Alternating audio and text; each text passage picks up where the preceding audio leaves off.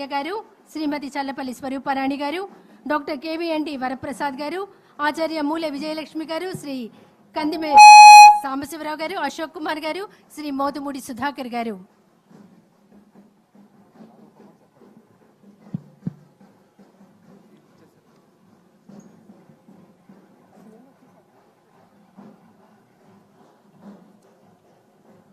దేహమున కోడి రామమూర్తి, బుద్ధి బలమున గిడుగు రామమూర్తి అంటూ అనేక మంది గిడుగు రామమూర్తి పంతులు గారిని అభివర్ణించారు. ఈరోజు మనం మాట్లాడే భాష వెనుక వారి స్వేదం ఉంది. మరి నిత్యం తలుచుకోవలసినటువంటి మహనీయుడు గిడుగు రామమూర్తి పంతులు గారు. వారి జయంతి అయినటువంటి ఈరోజు తెలుగు భాషా దినోత్సవంగా జరుపుకుంటున్నాం. మంగళ వాయిద్యాల మధ్య, అలాగే మనదైన జానపద కళారూపాల మధ్య ఈనాటి కార్యక్రమానికి ముఖ్య అతిథిగా విచ్చేసినటువంటి రాష్ట్ర ముఖ్యమంత్రి వర్యులు శ్రీ నారా చంద్రబాబు నాయుడు గారు, రాష్ట్ర ఉప ముఖ్యమంత్రి వర్యులు, పంచాయతీరాజ్, గ్రామీణ నీటి సరఫరా, గ్రామీణాభివృద్ధి, అటవీ, పర్యావరణ, సైన్స్, టెక్నాలజీ శాఖ మార్చులు శ్రీ కొణిదెల పవన్ కళ్యాణ్ గారు, అలాగే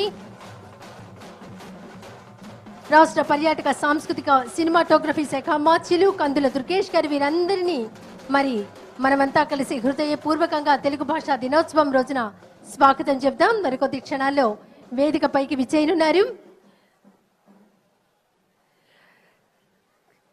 వ్యావహారిక భాషోద్యమ పితామహులు గిడుగు రామమూర్తి పంతులు గారి 161వ జయంతి ఉత్సవ వేడుకలకు విశిష్ట అతిథులుగా విచ్చేశారు రాష్ట్ర ఉప ముఖ్యమంత్రి వర్యులు, పంచాయతీరాజ్, గ్రామీణాభివృద్ధి, గ్రామీణ నీటి సరఫరా, అటవీ, పర్యావరణ, సైన్స్ అండ్ టెక్నాలజీ శాఖ మార్చులు శ్రీ కొణిదెల పవన్ కళ్యాణ్ గారు.